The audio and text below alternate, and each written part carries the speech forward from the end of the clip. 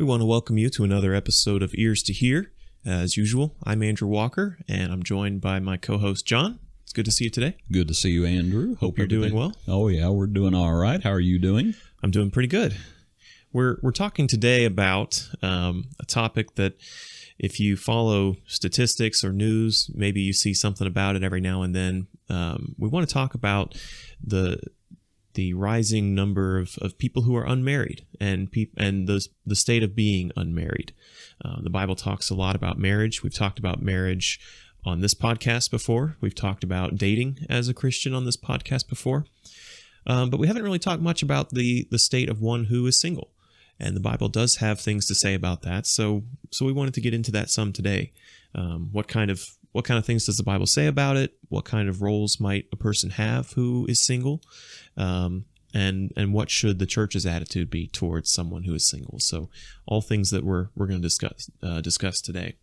Yeah, and the topic came in from one of our listeners, and their request was that we speak about how can single Christians help the church and how can the church help single Christians. Mm-hmm. So we'll try to answer both of those questions as we go along. Yeah. So we're like you said, we're kind of going to be focusing on, we're assuming the person is Christian, they're a member of the church, but they're simply unmarried. And it could be someone who's young and just isn't married yet.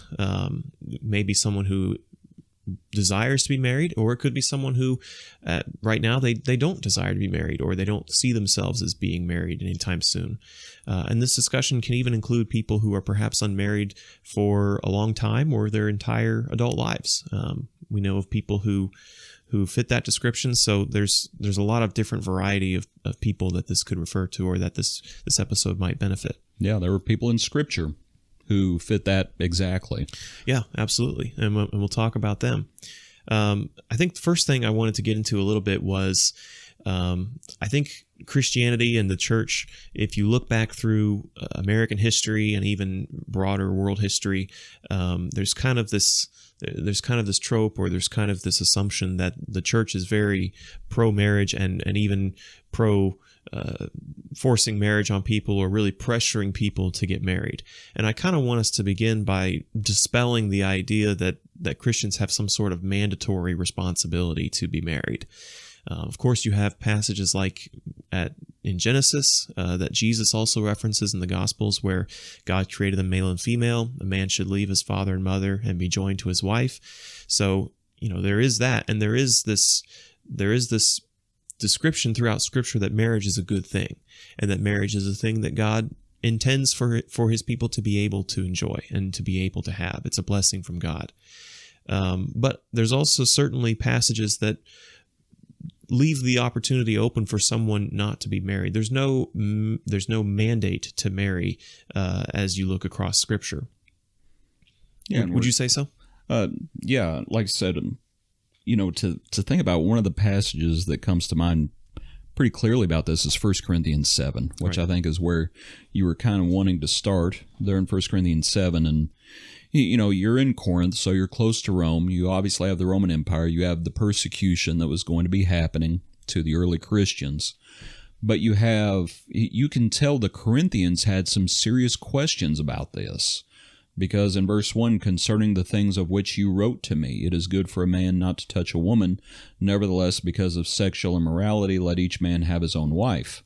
Let each woman have her own husband. But that's just getting going. That's just the beginning of this discussion. Yeah, and right off the bat, there you have an acknowledgement of the benefits of marriage and right. One of the purposes that God intends for marriage to resolve.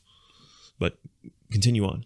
Yeah, and just as the chapter carries on, for one thing, verse 3, let the husband render to his wife the affection due her, likewise also the wife to her husband.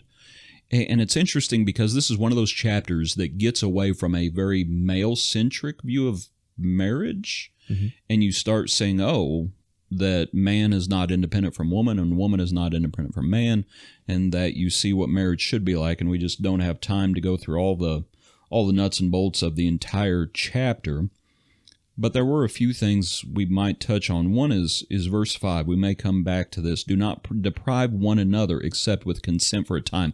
That idea of self-denial. And we're still talking to the married couples, by the way. But he says, do not deprive one another except with consent for a time, that you may give yourself to fasting and prayer, and come together again, so that Satan does not tempt you because of your lack of self-control. That idea of depriving with consent for a purpose. Mm-hmm. And that may be a common thread that we're going to see throughout this discussion. The idea of denying oneself for a good purpose. Mm-hmm. It's not just denying yourself for the sake of denying yourself, that there should be a higher calling. But then in verse 6 he says, but I say this as a concession and not as a commandment. So now we're to that point that you're talking about. It's like marriage was not, while we have, like I said, the verse of Genesis, it is not good that man should be alone. But that does not mean that God has commanded all of creation to get married. Right. Verse 7, Paul says, for I wish that all men were even as I myself, but each one has his own gift from God, one in this manner and another in that. But I say to the unmarried and to the widows, it is good for them if they remain even as I am. And Paul's the one who we were talking about earlier, who he was celibate his whole life. He never did get married.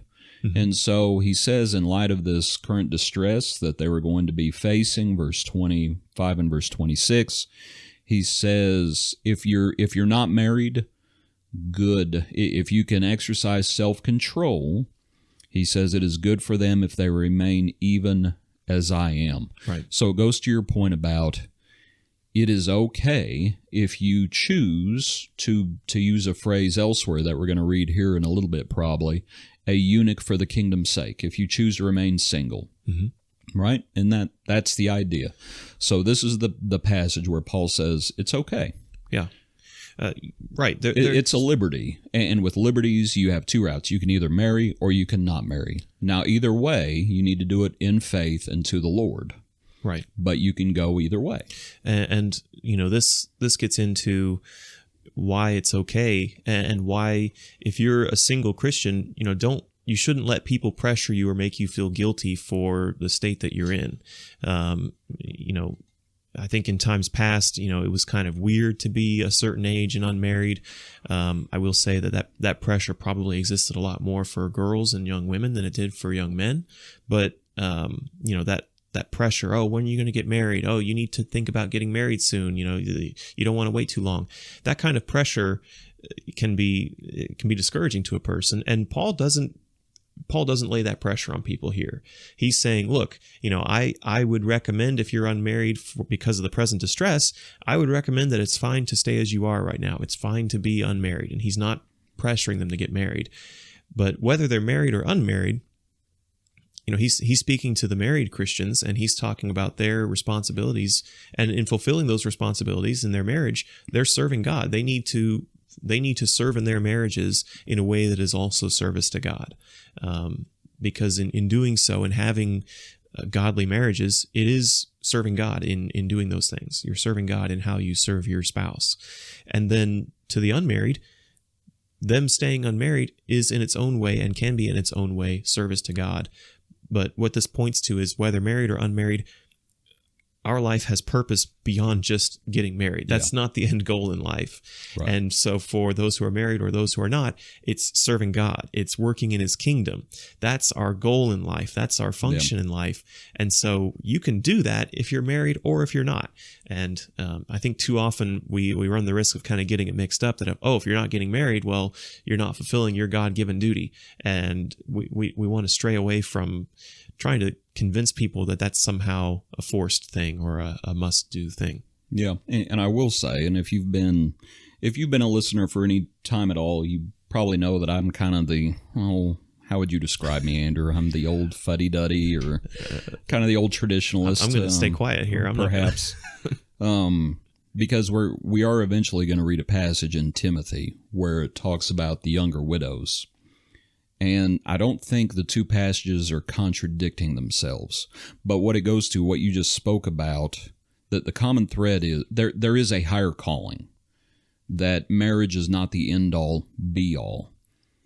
But at the same time, there are roles And it doesn't, again, Paul never married. So we may think about it, and I tell you what, just from this passage here in 1 Corinthians 7, one of the things that it's touched on, because what we might look at are advantages and disadvantages, one way or the other, because later on in 1 Corinthians 7, it says in verse 32, "But I want you to be without care, for he who is unmarried cares for the things of the Lord, how he may please the Lord, but he who is married cares about the things of the world, how he may please his wife."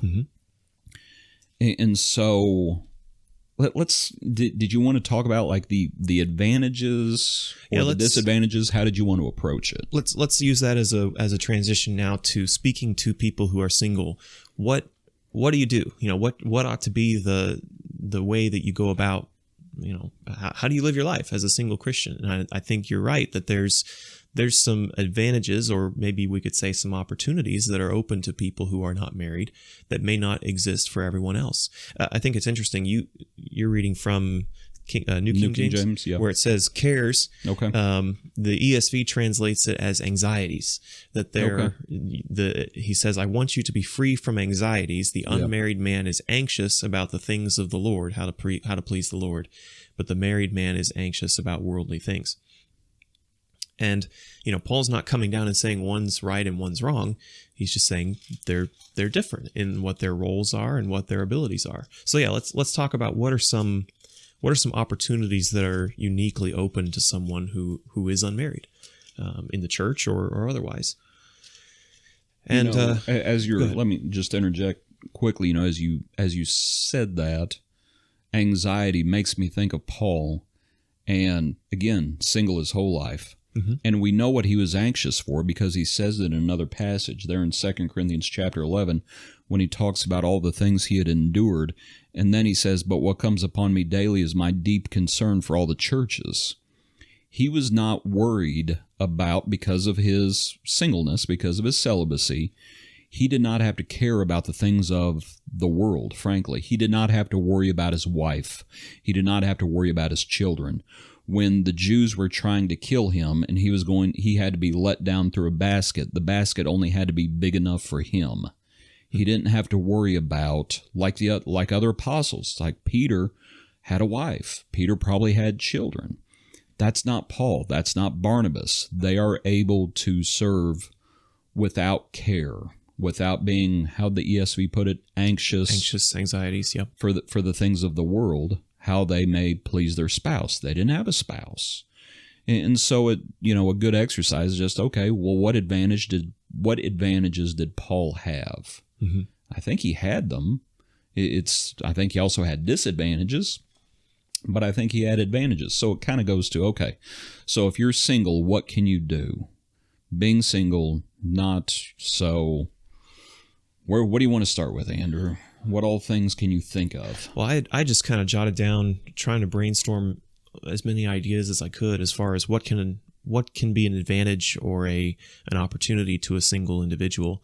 Thinking of Paul, I first put, travel or spontaneity and how one might go about the work of the church, or if an opportunity presents itself to do some kind of work that might involve going somewhere or dropping something and, going about doing it, you're not burdened with while we're saying this, we're not trying to treat marriage like it's a burden or like it's a chore. It's the cares, It's the reality that you can't just drop everything if you're married and not give no thought to your spouse. So my life to an extent revolves around, I have kids that are in school. Yeah. And so decisions I make somewhat revolve around that. And that's not wrong. It's just the reality. But if you're single, you don't care about that. You're somewhat you're unattached or unburdened to a place or to. I understand you got responsibilities. If you work and there's all these other kind of things that can take up our time. That's another one I had is time. Just there's more freedom in how you choose to apply your day, choose to apply yourself. You're pretty much solely determined by your own decisions on what you're going to do, who you're going to devote your time to. And all you have to do is just think about family versus single. My wife comes home and sits down for a little bit, thinks about supper for the family, laundry for the family, decisions for the family, this, all of those things that go into that. And I'm doing the same thing. And when you're single, I mean, and this is the thing, you shouldn't be selfish. Mm-hmm.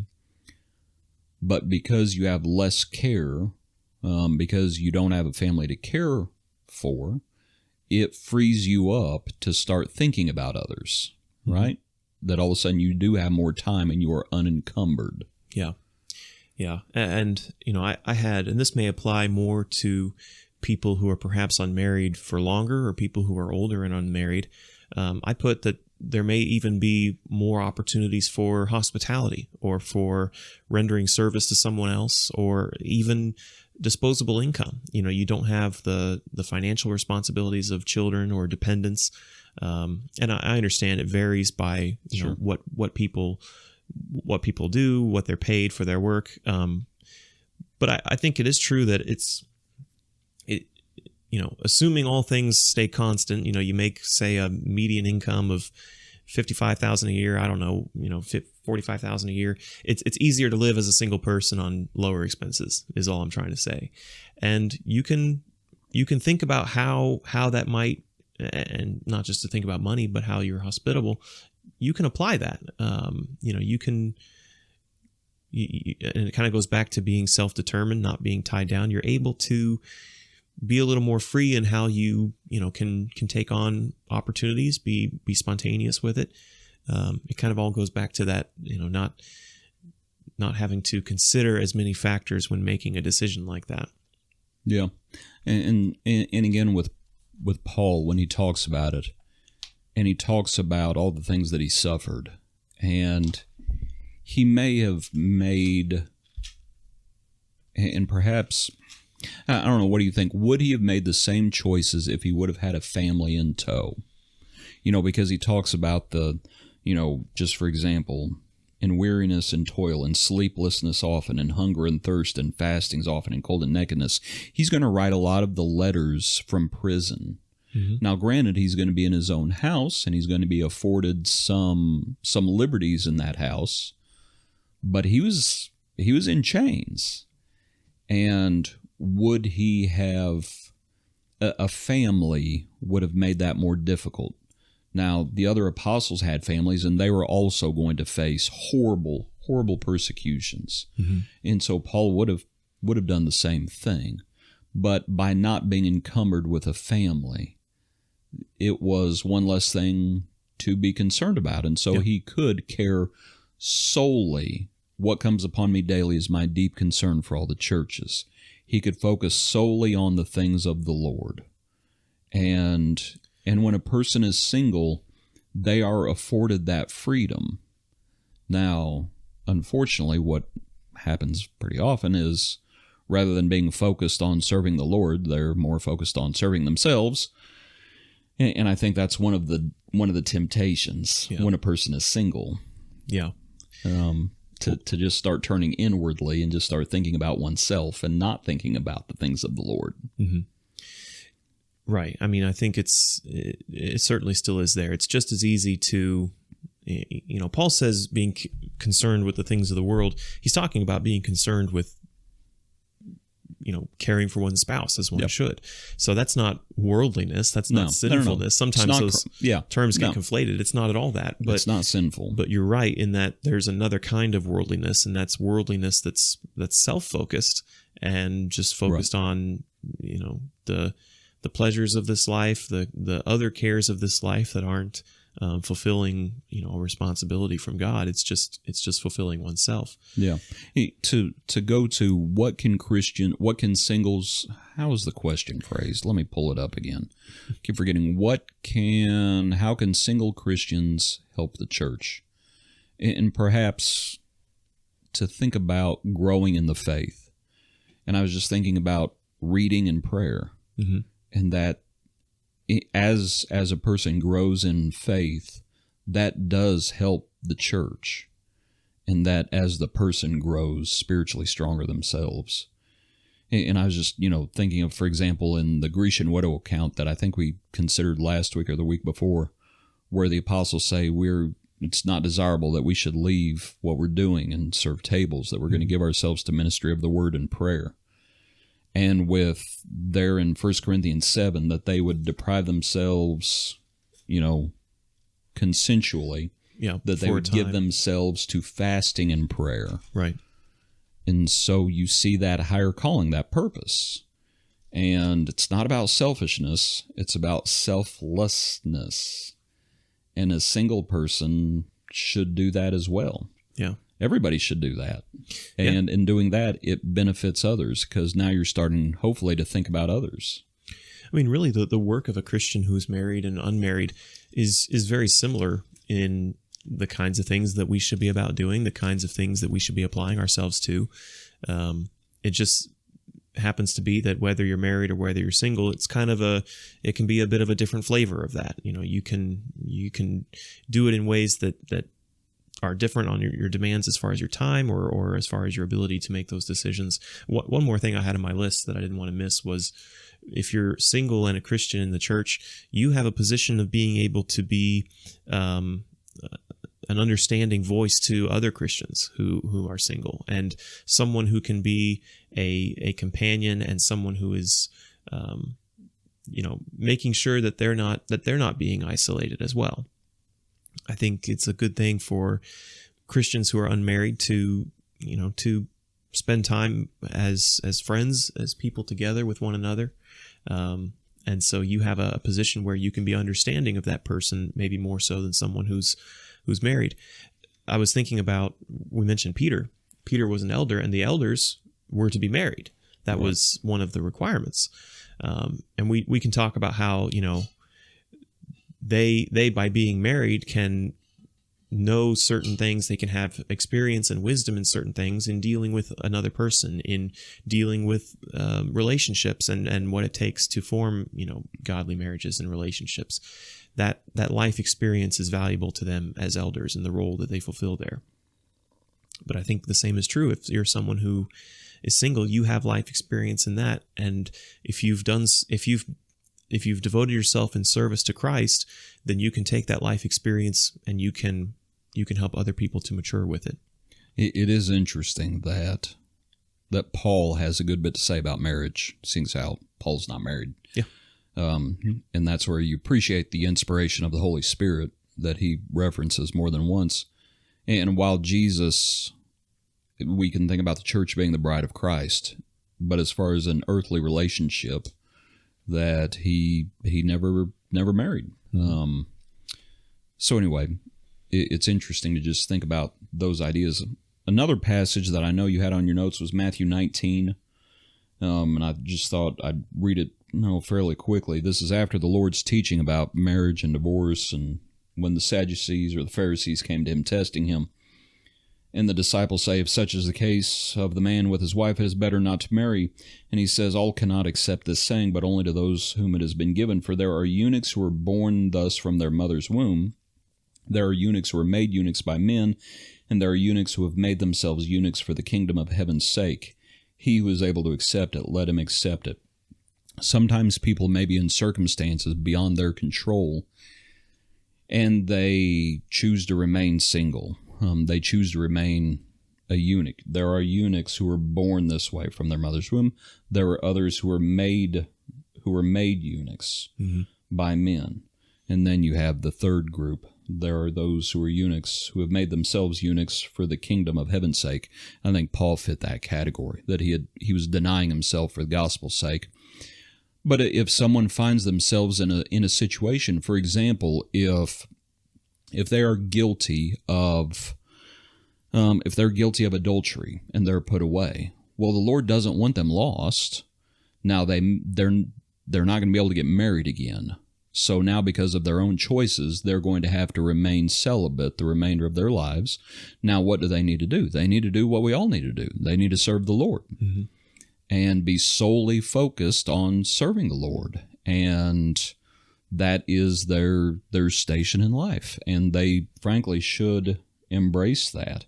And then there are others who simply, because of whatever the case may be, that they they have chosen to be single, they need to serve the Lord. Yeah. As we've already said. Yeah. That's a good segue into kind of some of the warnings, I think, toward single Christians. And I think there's one here in this passage. We talked a little bit before. The disciples' response to Jesus, I think, is interesting, because when Jesus says, look, don't divorce your spouse for any reason, and don't go around getting remarried all the time. He's basically, Jesus is saying, be faithful to your spouse, be faithful to your wedding vows, to that union.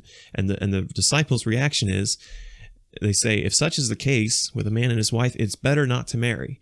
And I marvel at that somewhat, that the disciples were just kind of willing to throw up their hands and say, well, then forget marriage, forget the whole thing. I bet their wives were not there that day. If I don't know which ones were married and which ones weren't, but yeah. It would be the wrong response of someone, the wrong mentality to have if one finds himself single, is to retreat into themselves and right. to scorn marriage, or to be bitter about marriage.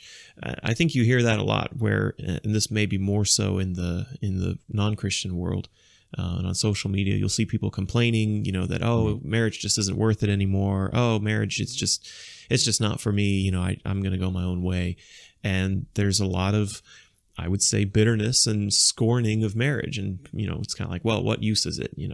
And that mentality is, for one, it's downplaying what God has made. It's casting aside the thing that God has set up to be a blessing for his people. Right. And you mentioned earlier, I think it reflects a mindset where, if it doesn't benefit me, then it ain't worth it, and if it doesn't help me, then it's not worth it. And there can be a lot of anger with that kind of mentality, and there can be a lot of temptation to be self-involved. And like pretty much everything, the Lord's ways are just 180 degrees the opposite way. Mm-hmm. Where people will say, well, if there's no benefit to me, then it's not worth it.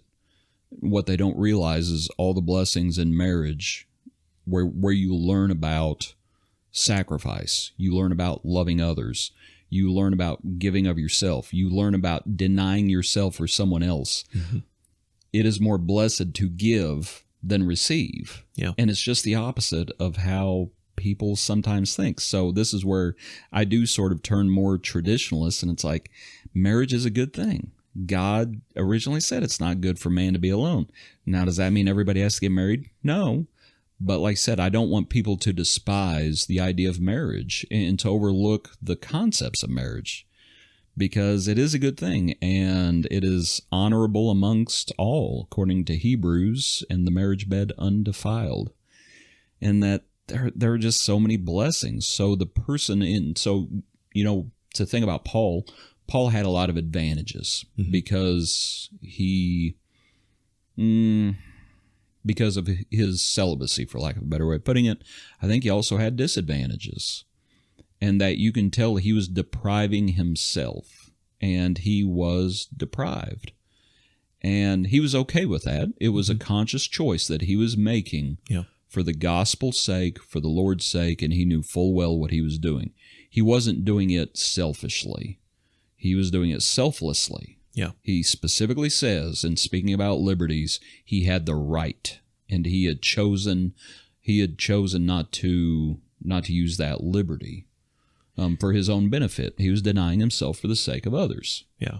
I wasn't planning on talking about this, but what you were saying made me think about, and maybe you've heard in news or in recent trends, that there's a lot of movements, especially online and shared among social media circles and internet circles, where people are extremely bitter about their inability to be in a relationship, and they want to, but they feel like they're rejected.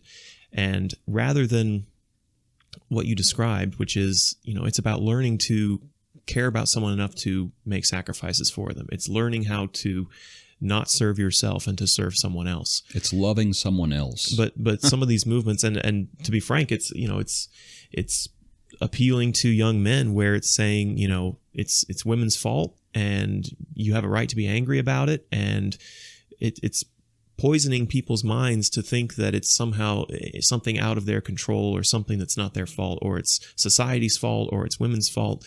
And we need to be doubly careful. And, if we have children, we need to be careful of how their mentalities toward relationships are being bent by so much of the content that's out there right now. Yep, very much so.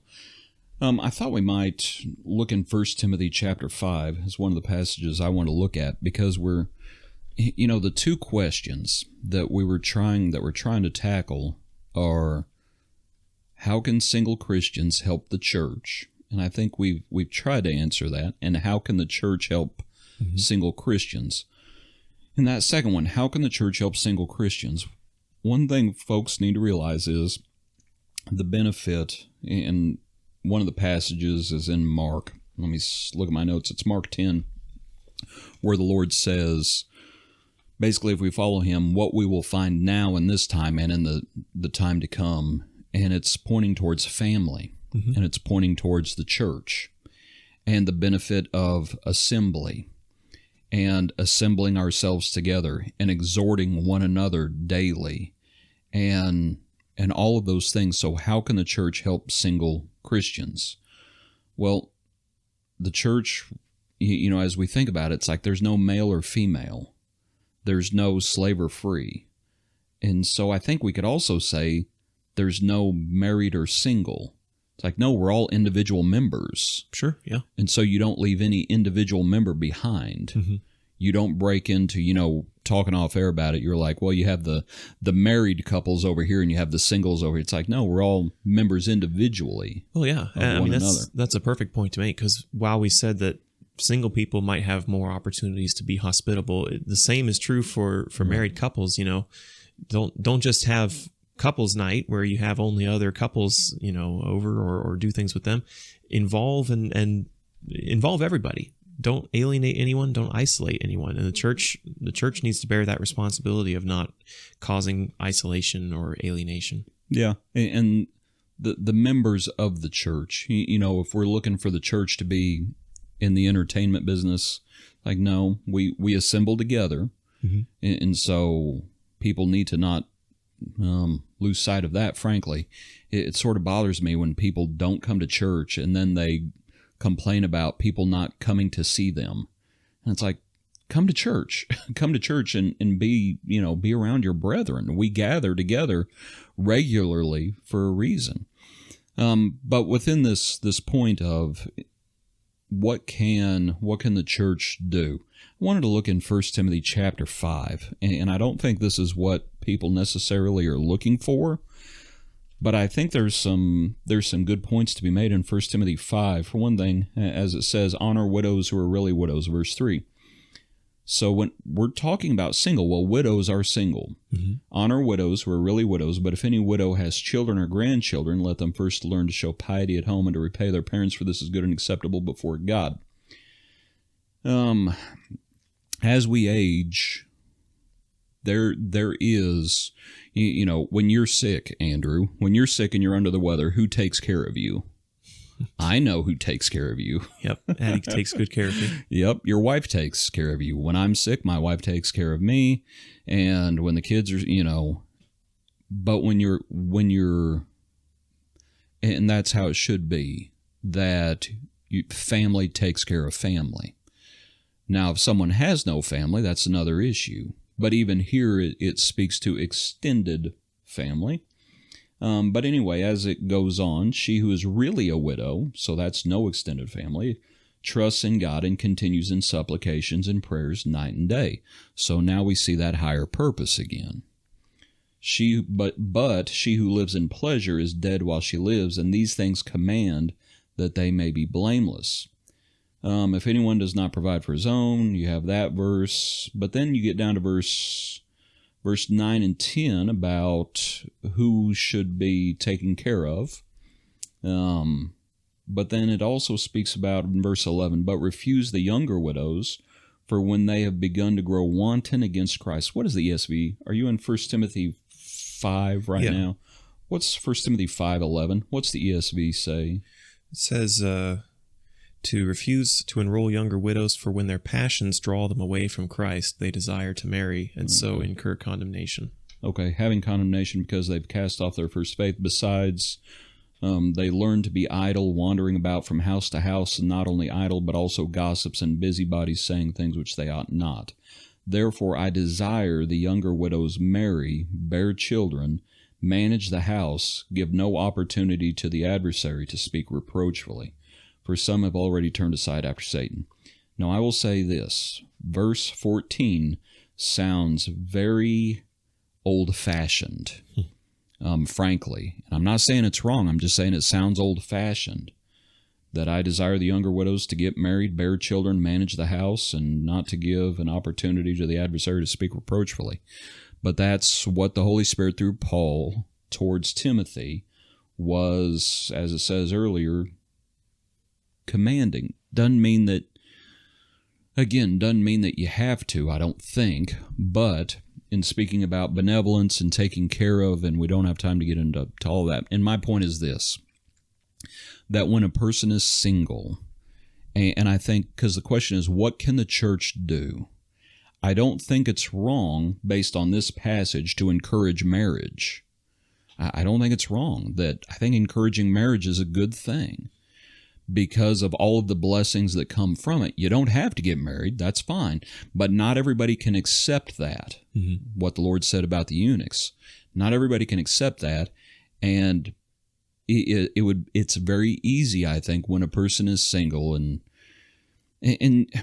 let's talk about, we were talking about different situations that we're both aware of where it's very easy, when you're single, talk about isolation.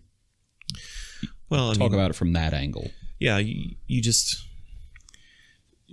when you're single or you choose to live your life alone, just by its very nature, you have to guard against slipping into a pattern of being comfortable with isolating yourself, being comfortable with shutting people out, not communicating with people, right, not seeing people. What you just described sounds like my 17-year-old son, and I apologize to him if he's listening. Sorry, Steve. I think a lot of 17-year-old boys are like this, where they come home and they go to their room and they shut the door and they're watching TV or whatever, and they are isolating themselves. And that can become a lifestyle, and it can start becoming just how a person is. Right? In that your point that they basically start cutting themselves off more and more from society. Right. Yeah. And that's really not healthy. It's not. And that's not how we should function, for one thing, as a member of the church. It's like we're a community, we're a family. And it is not good that man should be alone. We were made social creatures. Now, the other end of the spectrum is, and I think this is touched on in 1 Timothy 5, where it talks about that they learn, right? They start wandering from house to house, and they become gossips and busybodies.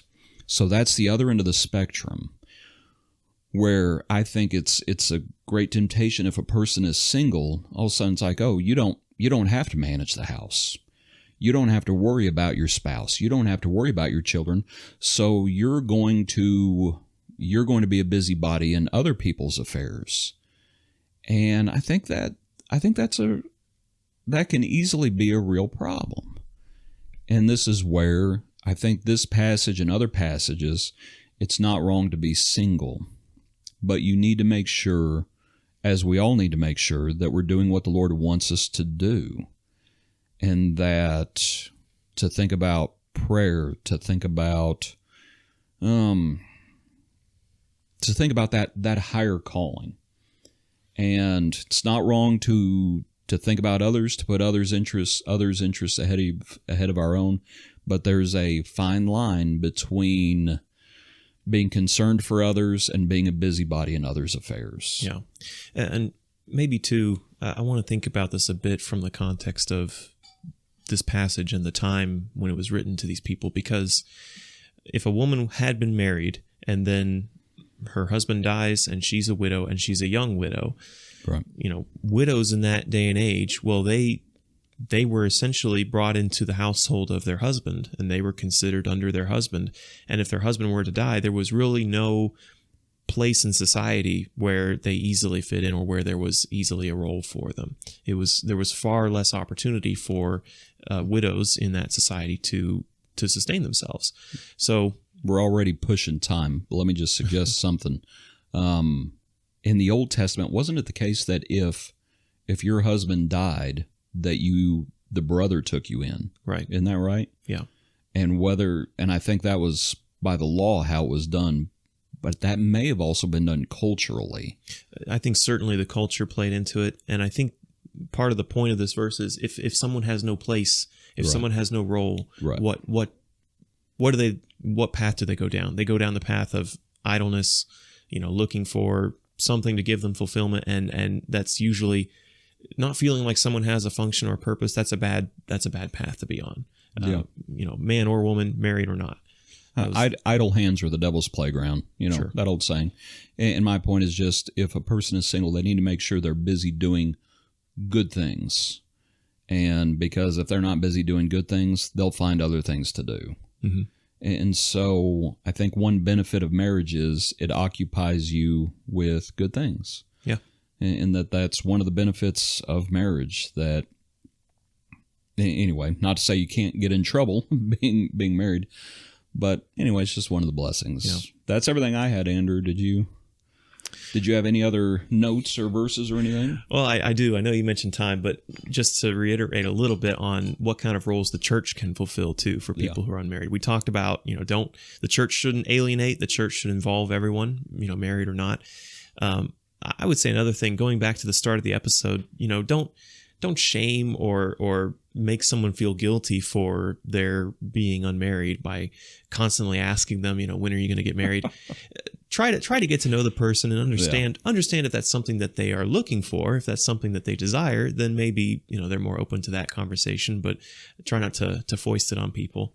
And the last thing, which we didn't really get to, but, being around Christian people, if you are someone who's single and has the desire to be married, that's a good opportunity, and that's a good place to find yourself, is among Christians. And I think Christians in the church can even play a positive role in that. If you know that someone is, desiring to be married someday, maybe you can help with that. John, you helped with that with Addie and me in getting us introduced to one another. So I'll give you kudos for that one. Sweet. And I will say, when the way this was approached was being single. And I'd asked you before we started recording, how many people do you know who have been single their whole lives? But I think some of these verses we've looked at, there are different kinds of single people. That widows are single, and divorcees may be single, and things along those lines. So perhaps when someone finds themselves in this situation, like there are a lot of people who may feel isolated in the church. And to just be aware of that. And it's like, it's good to have Christian friends. Surround yourself with Christians. Whether they're single, married, let's not, neglect one another. And let's aspire to lead a quiet and peaceable life. But at the same time, we are a church. We are a body working together, with each one doing their part. You can call yourself traditional all you want, but I don't disagree. Well, I am what I am. So anyway, I thought it was a good study. Yep. Thank you all for listening, and appreciate your time with us. We hope that you have ears to hear.